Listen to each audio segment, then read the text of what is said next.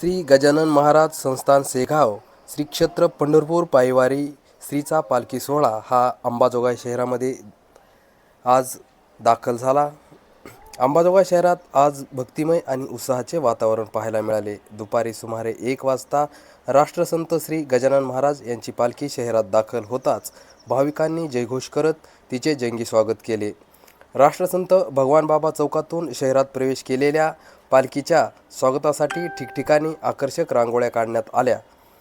तसेच भाविकांसाठी फळे, चहा, बिस्किटे, चिप्स, फराळाचे पदार्थ आणि पिण्याच्या पाण्याच्या बॉटलचे वाटप करण्यात वारकऱ्यांची मनोभावे सेवा करण्यात आली।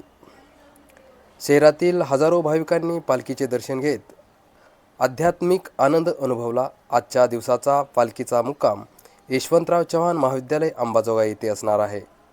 दरम्यान पालखी सोहळा शांततेत आणि सुरळीत पार पडावा यासाठी अंबाजोगाई पोलिसांनी चोख बंदोबस्त ठेवला असून सर्वत्र कडक सुरक्षा व्यवस्था करण्यात आली आहे।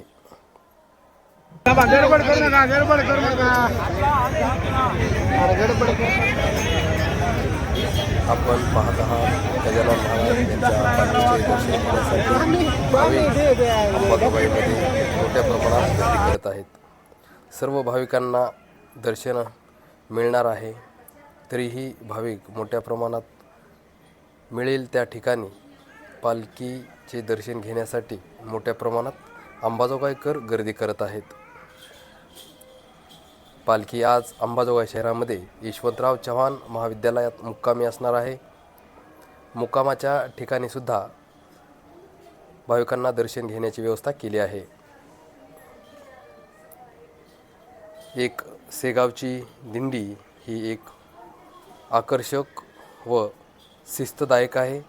या दिंडीतील सर्व वारकरी मोठ्या प्रमाणात एकाच वेशभूषेमध्ये असतात। ही ह्या दिंडीची एक वेगळी ओळख आहे।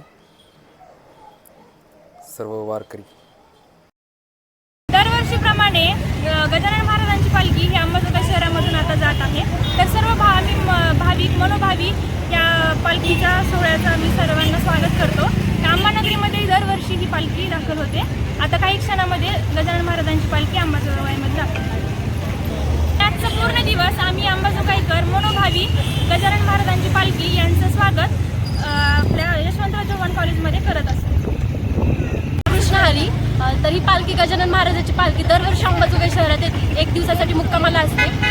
पालखी आल्यानंतर भाविक भक्तांची एवढी गर्दी होती की म्हणजे दर्शनाला पण म्हणजे एवढी इच्छा असते भाविक भक्तांची गर्दीसाठी। आणि मुक्कामाला असल्यामुळे तर यशवंतराव चव्हाण कॉलेजमध्ये मुक्कामाला असते, तिथं आरती वगैरे सगळं होतं। प्रत्येक जणांची गर्दी तिथं असते की आरती प्रत्येकाला आरती भेटली पाहिजे।